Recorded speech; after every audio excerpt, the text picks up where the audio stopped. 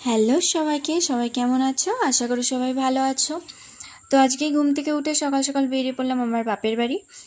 তো রিশানের হলিস্টা নিয়ে দেখো যাওয়ার পথে আমাদের বাড়িতে কি পরিস্থিতি, বাড়ির সামনে এরকম রাস্তাঘাটে চারিপাশে একদম বিচ্ছিরি ব্যাপার একটা। কারণ টানা 1 মাস ধরে আমাদের এখানে বৃষ্টি চলছে। আর তারপরে আমি চলে আসলাম, দেখো আমার মা রান্না করছে।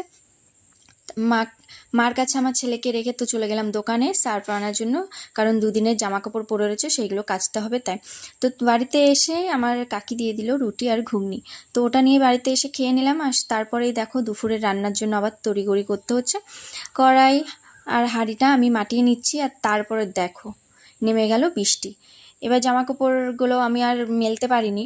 আর বাড়ির সামনে দেখো আমাদের পুরোটা জলে ভরে গেছে। তো আজকের ভিডিওটা এ পর্যন্তই।